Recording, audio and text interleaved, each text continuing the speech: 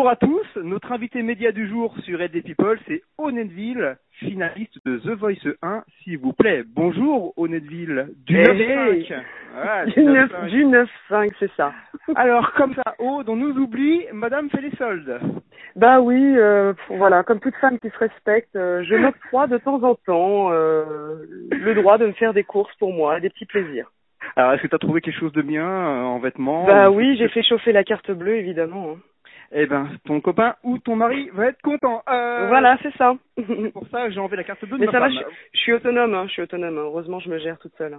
Ah bah t'as de la chance que moi ça fait un bouton que j'essaye d'y être. Alors, Aude, Aude, tu as une super belle actu, on va en parler au cours de l'interview. Tu sors un EP 5 titres intitulé Personne n'a dit. Alors je te rappelle que Carla Bruni a sorti un album s'intitulant Quelqu'un m'a dit. Cela m'amène à ma première question. Toi tu dis que personne n'a dit, Carla Bruni dit que quelqu'un m'a dit, il va falloir vous mettre d'accord les filles. Il va falloir se mettre d'accord. Ouais, non, j'ai même pas pensé à Carla Bruni et son titre lorsque j'ai fait Personne n'a dit, parce qu'en fait les sujets sont complètement différents en plus, donc exact. Je t'avouerais que j'avais même pas fait le rapport et le lien, quoi. C'était un petit clin d'œil, voilà. C'était un petit clin d'œil, mais bon. J'y avais pas pensé. Voilà. D'accord. Bon, j'espère que comme elle, tu n'annuleras pas tes concerts. Alors moi, je crois savoir, mon petit doigt m'a dit qu'un album pourrait voir le jour en mars, en fin février, et qu'il y aurait une tournée après. Alors est-ce que mon petit doigt me dit pas de bêtises? Bah normalement, il devrait dire juste. Le problème, c'est que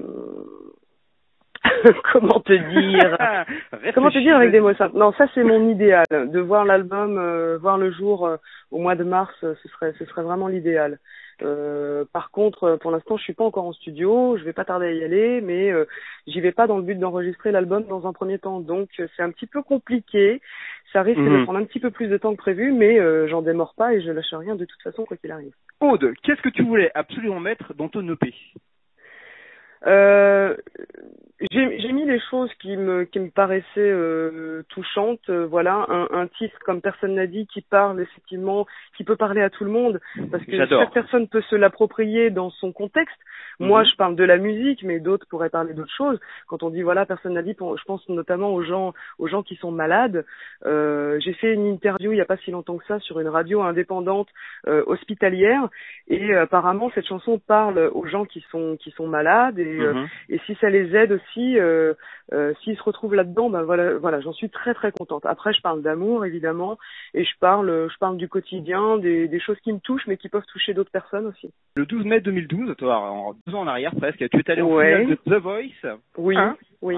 Tu as fini 4e. Depuis, est-ce que tu suis l'émission? Ça, c'est une question qu'on nous a posée pas mal. Est-ce que tu la suis toujours?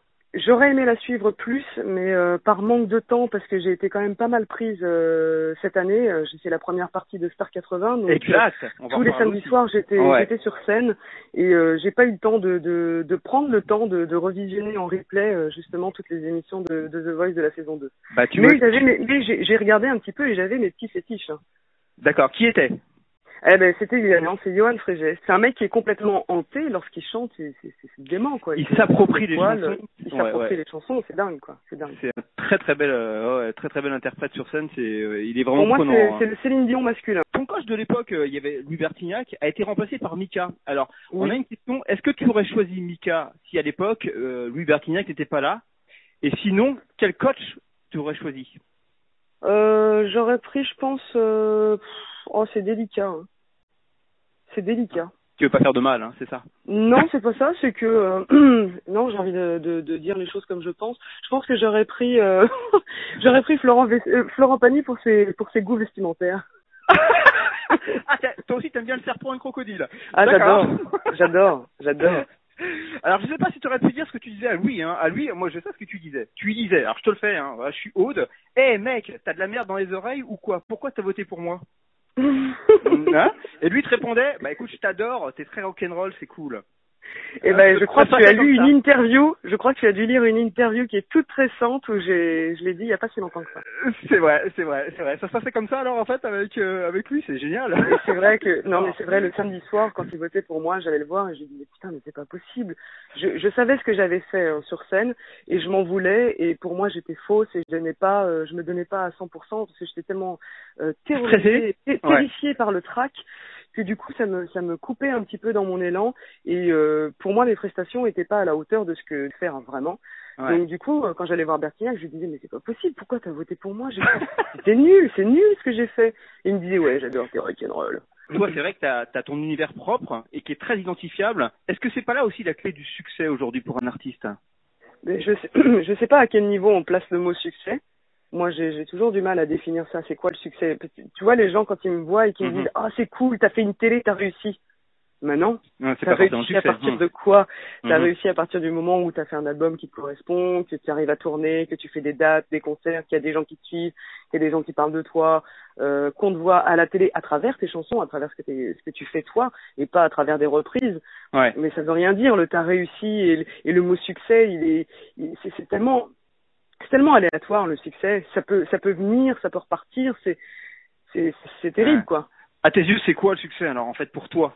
Si tu pouvais le définir. Pour moi, le succès, c'est déjà de vivre de ma musique, de mes chansons, de mes compos. C'est ce que je fais depuis que je suis sortie de l'émission et je remercie l'émission The Voice, voilà, parce que c'est le cas. J'ai fait la première partie de Star 80, on en parlait tout à l'heure. 80 dates, hein. 80 dates, hein. 80 dates, 500 000 spectateurs. C'est énorme. C'est quand même juste énorme. Et j'ai pu chanter mes chansons. J'ai pas fait celles des autres, j'ai fait mes chansons. Donc effectivement, je reviens à ce que tu disais tout à l'heure. T'as réussi, tu fais partie des gens qui a réussi, oui, par rapport aux autres qui sortent de ce type d'émission. J'ai réussi, c'était un beau challenge, un beau défi que de dire bon ben voilà, c'est cool. Moi, je chante mes chansons en première partie d'un show qui fonctionne, les gens sont là, il y a une belle visibilité, il y a une belle promotion, c'est super, mais ça veut rien dire en même temps. Ça veut tout et rien dire à la fois. C'est vrai. Et sur le site tf1.fr, tu avais dit à l'époque, je ne suis pas prête à tout pour réussir. À quoi tu serais capable de dire non, ça je ne veux pas, par exemple, artistiquement parlant? Artistiquement parlant. On a l'impression que oui, je te rassure, on a l'impression que c'est pas formatable. J'ai l'impression que tu donnes. Ouais, je le suis pas, mais je le suis quand même un peu, puisque j'ai quand même chanté tout au long de cette émission, j'ai chanté des chansons qui étaient pas les miennes et que j'ai dû m'approprier, et c'était vraiment pas une tâche des plus easy par moment. Par exemple, chanter un homme heureux, déjà alors que je suis une femme et que je suis pas un homme, et voilà, mais bon, enfin, il y avait plein de choses qui rentraient en ligne de compte. Pareil, quand on m'a fait chanter I Kissed a Girl, où j'étais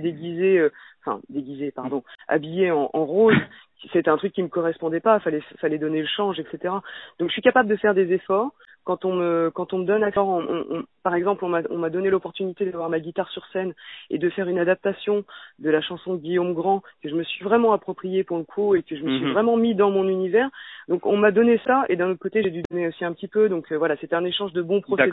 D'accord. Ouais. Alors, est-ce que je me trompe si je te dis qu'on t'a proposé d'être dans une comédie musicale et que ça s'est finalement pas fait? Alors, je connais pas les raisons, mais je me trompe ou pas? Non, tu te trompes pas, effectivement, on m'a proposé, j'ai même passé les castings. Moi, j'ai eu une période très casting, et je pense que je le serai encore parce que ça me forge. Si tu veux passer devant un jury, c'est très très dur. Avoir le ressenti d'un jury au bout de 3 minutes de prestation qui te disent oui, non, ça, oui, non, pourquoi, etc. Tu te prends ça dans le visage en l'espace de très peu de temps. Et il faut être là, il faut être capable de faire un truc. Et à la base, quand j'ai passé les castings de The Voice, c'était à peu près le même défi que capable de passer devant un jury. Donc des castings, j'en ai fait. J'ai fait les, j'allais dire les 10 commandements. Rien à voir. J'ai fait le casting. Aide-moi. J'ai fait les castings de la Nouvelle Star sur M6. J'ai fait les castings de la comédie musicale Mozart l'Opéra Rock, où j'avais un rôle que j'ai refusé. Pour une question de planning. Non, pour une question que finalement rentrer dans des déguisements, ça me correspond pas, que moi j'étais là pour le défi et le challenge de passer un casting. J'ai lu que tu imitais Garou, voire même des hommes politiques. C'est quoi cette histoire? Qu'est-ce que c'est ça? D'ailleurs, petite anecdote, je me suis retrouvée à un moment donné en première partie de Star 80 sur les dernières dates, là, assez récemment, et j'ai commencé à imiter Chirac. Oui, j'ai fait, et pendant que je l'imitais, je fais mais merde, qu'est-ce que t'es en train de faire? Pourquoi tu fais ça? Parce que c'est vrai que j'ai tendance à imiter les gens, j'adore ça. Et quand je le fais, voilà, je dis souvent que je suis le Laurent Gérard de la famille, mais bon, c'est vrai, quoi. Quand on est à table, j'adore imiter Jean-Pierre Coff, tu vois, avec la trompette qui va avec. Un tout petit coup de Jean-Pierre Coff, parce que moi j'adore. Mais regarde-moi ça, c'est pas de la merde. Eh ben, toi, je te verrai bien chez ED dans peu de temps. Je le sens. Est-ce que tu es prête plus tard, alors peut-être pas sur l'album qui va sortir, mais sur le prochain, parce qu'on imagine bien qu'il y aura un prochain, à faire des textes un peu plus engagés, peut-être. Mais j'aimerais bien. Plus sociaux, ouais. J'aimerais bien. Je l'ai dit récemment dans une interview où je m'empêchais de dire des choses un petit peu plus engagées parce qu'aujourd'hui, malheureusement, tu peux plus rien dire. Avant, Coluche, il se permettait de dire des choses qui étaient plutôt bien prises. Bien prises, ouais, c'est vrai. Ouais, mais aujourd'hui, à la télé, à la radio et je ne sais où, il faut plus rien dire. Faut faire les choses bien carrées, bien fixées, proprement, voilà, bien léchées, bien, voilà, faut pas dépasser, faut pas. Et ouais, je le regrette aussi un petit peu parce que j'ai envie de dire des choses. Et puis pour l'instant, je me le permets pas trop, mais je suis pas à l'abri. Est-ce que demain, j'écrive une chanson, voilà, où je pourrais dire un merde, où je pourrais dire ce que je pense, quoi. Ça y est, c'est fait, tu viens de le dire. Tiens. Oui, mais là, c'est pas dans le même contexte, là. C'est pas dans le même contexte. Et Aude, une bonne journée, pour que tu passes une bonne journée, une excellente journée, qu'est-ce qu'il faut qu'il se passe dans cette dite journée? Qu'est-ce qu'il faut qu'il y ait? Ah, absolument. Absolument, un café. Déjà, ça, c'est indéniable. Voilà, c'est un chaudron de café pour commencer la journée. Le café, il faut qu'il soit accompagné d'aucun bruit. Aucun bruit, d'accord. Dans le total. D'accord, ok. Bon, bah écoute, voilà.